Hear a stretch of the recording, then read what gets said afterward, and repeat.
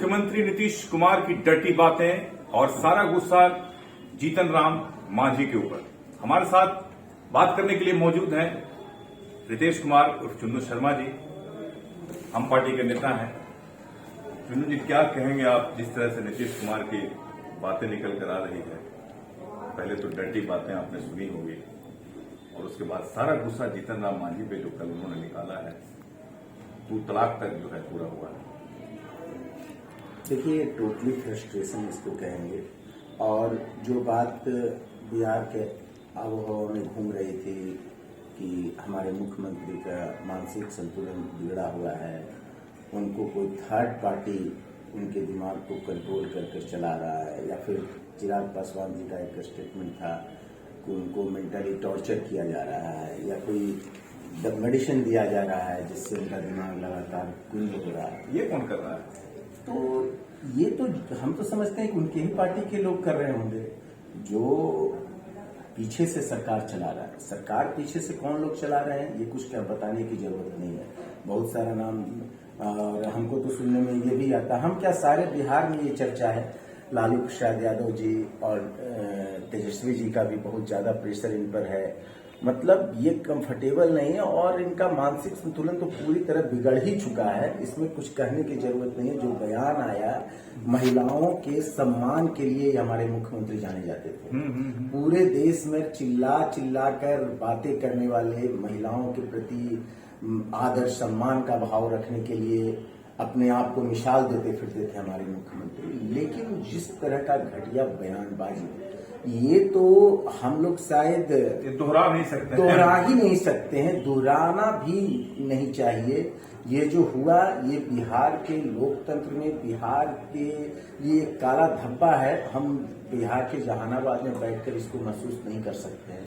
अगर हम बिहार के बाहर होते तो हम निश्चित रूप से नीतीश कुमार जी की कीर्ति को जो इन्होंने किया है उसका अपमान हम लोग को महसूस कराता। जो उनका कर्म से हम समझते हैं कि हर समय जब भी वो मंच लेते हैं, जब भी वो विधानसभा में बोलते हैं, तो अपने कारनामों का कि हम ये कर दिए, बिहार में ये था वो था, ऐसा कुछ भी नहीं है। अंत में वो सब कुछ दिखने लगा है, सब कुछ खुले किताब की तरह साफ हो चुका है कि नीतीश कुमार ने अब तक बिहार को धोखा देता आया है। और बिहार के किस्मत में ये नीतीश कुमार रूपी बदनुमा दाग, बदनुमा धब्बा लगा, जो आने वाले कई दशकों तक मिटाना काफी है। आप कह रहे हैं कि पीछे से कोई जो है इनको कोई हिंट कर रहा है, कोई इस तरह की, लेकिन क्या पीछे से कोई हिंट करके इस तरह की बात कोई कहेगा कि आप ऐसे बोलिए कि लड़का लड़की जब मिलता है तो वो होता है, उसके बाद फिर पानी आ जाता है, और बहुत मतलब इस तरह की जो डर्टी बातें जो हम पूरा खुल के बोल नहीं सकते हैं, ना बोल सकते हैं, तो इस तरह की बात कोई थोड़े ना समझाएगा। तुम्हें इस तरह की बात नहीं कोई समझाएगा। लेकिन ये बात इनके दिमाग में कहां से उपज रही है, ये बात कहां से आ रही है, इसके बारे में क्या कहेंगे? बहुत सारे लोग बहुत तरह की बात कर रहे हैं। हम तो कह रहे हैं कि अब खुलकर बोलिए। हमारे मुख्यमंत्री, हमारे नेता, हमारे नेतृत्वकर्ता जब इस तरह का बात करते हैं, और उनके पार्टी के लोग, उनके सहयोगी, हमारे उप मुख्यमंत्री का भी स्टेटमेंट आया है कि सेक्स एजुकेटर हैं ये हमारे मुख्यमंत्री। तो यानी सेक्स एजुकेटर है हमारे नेता। अगर एजुकेशन दे रहे हैं तो इस तरह की बात बनाइए। अब तो हम पूछना चाहते हैं बिहार के आम जनता से, क्या इस तरह की बात हम अपने घर में भी हमें करना चाहिए? क्योंकि हमारे नेता तो इसी तरह का अलाउ कर रहे हैं। तेजस्वी जी का भी स्टेटमेंट हम देख रहे थे, हम जदयू के तमाम नेताओं का स्टेटमेंट देखे, ललन बाबू का देखे स्टेटमेंट, सारे लोग इसके खिलाफ नहीं बोल रहा है। नहीं, मतलब कोई खिलाफ नहीं। और तो और कि नहीं, ये अच्छा होता। कुछ लोगों का इस तरह का स्टेटमेंट है, किसी बात को अगर अंग्रेजी में बोला जाता है तो ये इस तरह का नीतीश कुमार खुलकर बात कर रहे थे। बिहारी ठेठ अंदाज में। हाँ, बिहारी ठेठ अंदाज इसी के लिए जाना जाता है क्या? बिहार का गौरवशाली इतिहास रहा है साहब। बिहार का जो ठेठ बिहारी कहते हैं, उनका इतिहास देखिए। ये पूरे दुनिया पर राज करने वाला ये प्रदेश रहा है। और उस बात को लेकर हमने तो आज तक कोई भी किताब में, किसी भी हम अपना इतिहास में ये नहीं पढ़े कि ठेठ बिहारी का मतलब इस तरह से इस तरह की भाषा का प्रयोग, और वो भी बिहार विधानसभा में, जहां से हमारे प्रदेश के लिए अच्छी अच्छी नीतियां बनती हैं, जहां से हमारे प्रदेश के विकास के लिए अच्छी अच्छी सोच लोग रखते हैं, तो क्या ये सोच पर बिहार का विकास होगा? ये जो भाषा है, हम तो कहते हैं कि जो लोग इनके सपोर्ट में हैं, क्या अपने घर में भी इस तरह की बात करते हैं क्या? मैं तमाम नेताओं से पूछता हूँ, चाहे वो तेजस्वी जी हो, ललन बाबू हो, या जितने भी लोग उनके डिफेंस में खड़ा है, सब लोगों का आरोप है कि इनका दिमाग कुछ फ्रस्ट्रेट हो गया है। डॉक्टर से भी राय ली जा रही है कि इनका दिमाग में कुछ कोई बीमारी है, इस तरह का हो रहा है कि कुछ समझ नहीं आता क्या बोलना है क्या नहीं बोलना है, जो मन में आएगा मतलब किस नशे में रहता है। तो जिनका दिमाग खराब हो गया है, तो वो बिहार विधानसभा में क्या कर रहे हैं? वो बिहार विधानसभा में क्या कर रहे हैं? राष्ट्रपति शासन लगाने की मांग की जा रही है। बिल्कुल, बिहार में तत्काल राष्ट्रपति शासन लगाना चाहिए। आपने कल देखा नहीं, हमारे नेता आदरणीय जीतन राम मांझी साहब के साथ जिस तरह का बेहूदगी भरा, मतलब मुख्यमंत्री हैं, लेकिन उसके पहले क्या है? आप देख रहे हैं कि हमारे बिहार में, हमारे देश में SC/ST एक्ट कानून लगा हुआ है। क्या है भाई?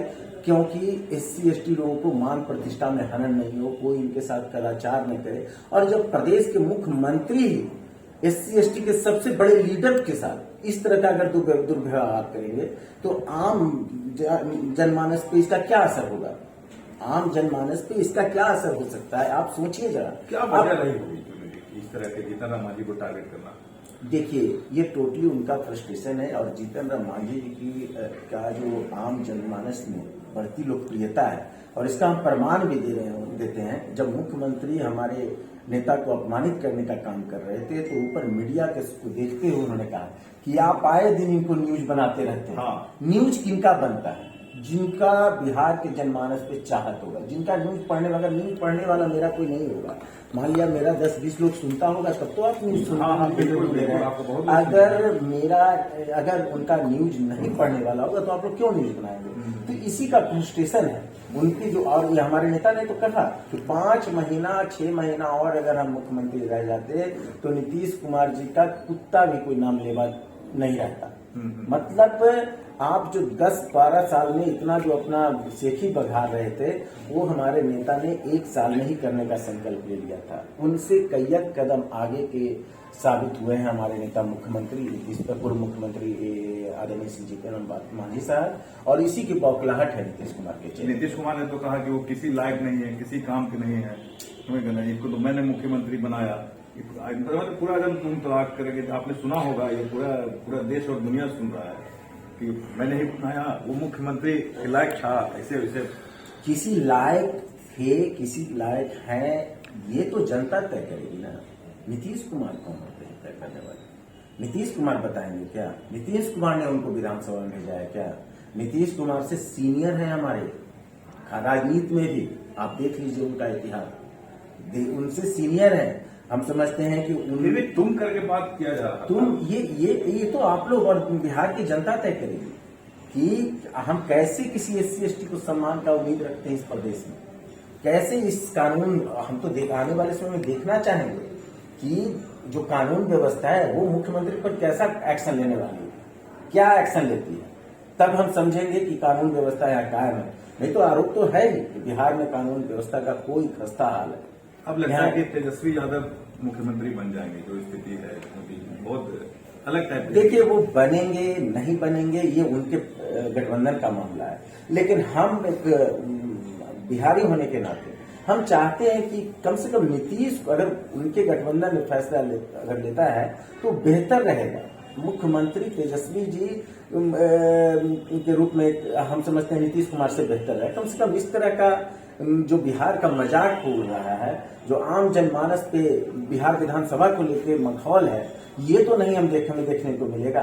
कम से कम तेजस्वी जी का तो हम कल का स्टेटमेंट देख रहे थे, बधाई दे रहे थे, जो बधाई देने वाले को धन्यवाद दे रहे थे, तो बहुत ही विनम्रता के साथ दे रहे थे। तो कहीं विपक्ष भी तो कम से कम एक डिसिप्लिन में तो है ना। देखिए, एक चीज हम पूछना चाहेंगे, जो आदमी एक प्रदेश का मुख्यमंत्री है, प्रधानमंत्री के उम्मीदवार के रूप में चर्चित है कि नहीं है, ये तो अलग चीज हो गया, चर्चित है, और उनके जुबान से विधानसभा में, जो एक बहुत ही इंपॉर्टेंट जगह है, इस तरह की बात निकलती है, पूरे एक अलग माहौल बन जाता है। इसको किस रूप में आप देखते हैं और क्या कहना चाहेंगे इसको लेकर आप? मुंगेरी लाल के हसीन सपने, ये तो मुंगेरी लाल के हसीन सपने हम जैसे लोगों पे भी, अगर हम प्रधानमंत्री यहाँ पे बैठे हुए कहे कि नहीं हम भी प्रधानमंत्री का इस बार चुनाव के लिए हम अपना जैसे होगा जो भी गेम होगा उसमें हम अपना आज तक कोई प्रधानमंत्री के उम्मीदवार इस तरह की नहीं, प्रधानमंत्री उम्मीदवार छोड़िए, मुख्यमंत्री छोड़िए, अभी एमएलए बनने लायक नहीं है और एमएलए नहीं बनना भी चाहिए। ये सिर्फ हम तो बता रहे हैं, इनको पीछे से इनका दिमाग अब बिल्कुल अस्वस्थ हो गया है, मानसिक हालत। पीछे से बैठे हुए लोग, नाम नहीं लेंगे आप लोग, सब हम लोग सब जान रहे हैं, पीछे से बैठे हुए लोग इनका मुखौटा आगे कर सिस्टम को चला रहा है। नीतीश कुमार नाम का व्यक्तित्व अब बिहार से गायब है। अब क्या होगा?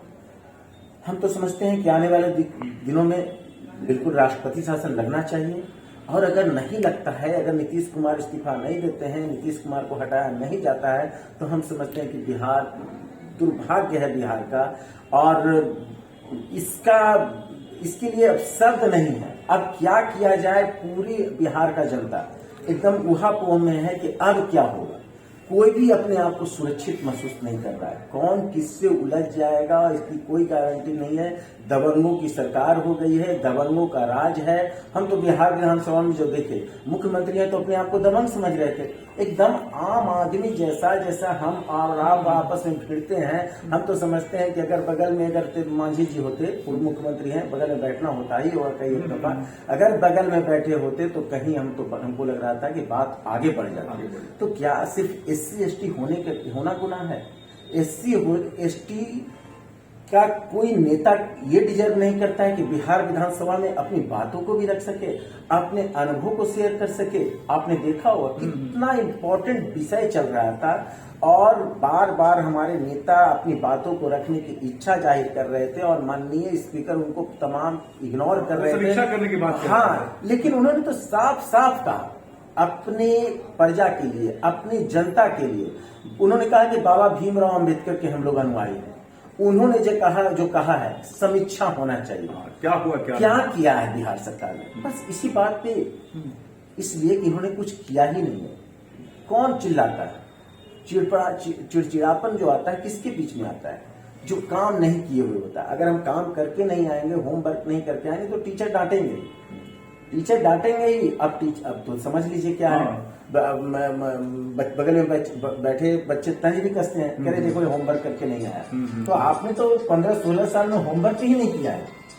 ऊपर से तमाम सभी बातों पे हम बात रख सकते हैं। ये जो बिहार आपका इंटरव्यू, लेकिन इतना लंबा हम नहीं ले जाना चाहते हैं कि हम तो चाहते हैं कि आप फिर दोबारा पुनः कोई इंटरव्यू, और ये जो जातीय जनगणना, आरक्षण प्रणाली, इन सारे बिंदुओं पे हम जैसे आम लोगों का आप राय लें और हम आम जनता में हम अपनी बात को रखना चाहते हैं। आखिरी सवाल हम आपसे ये करेंगे कि जिस तरह का अपमान किया गया जीतन राम मांझी का, आप उस दल के एक सक्रिय सदस्य हैं और एक पदाधिकारी भी हैं, मेरा ये कहना है कि अब आप लोग क्या करेंगे, इनके खिलाफ किस तरह का जो है एक्शन लेंगे? देखिए, आज तो करीब 9 बजे सभी जिला में मैसेज गया है, और क्योंकि हिंदुस्तानी आवाम मोर्चा शुक्लर के एक कार्यकर्ता में काफी अंदर से गुस्सा है, आक्रोश है, और सभी जगह से खबर आ रही है कि वहाँ पे पुतला दहन मुख्यमंत्री जी का किया गया, वहाँ पुतला दहन किया गया।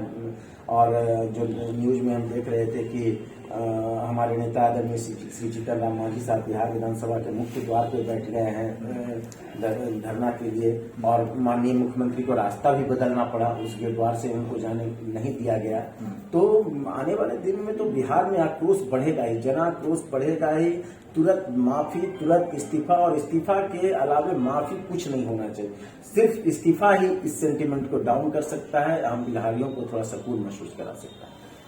सिर्फ इस्तीफा ही बिहारियों को सुकून महसूस करा सकता है। हम पार्टी के नेता रितेश कुमार चुन्नू शर्मा जी ने बहुत सारी बातें कही। जिस तरह का अपमान जीतन राम मांझी का हुआ है, इन्होंने कहा कि अपमान हम लोग बर्दाश्त नहीं करेंगे।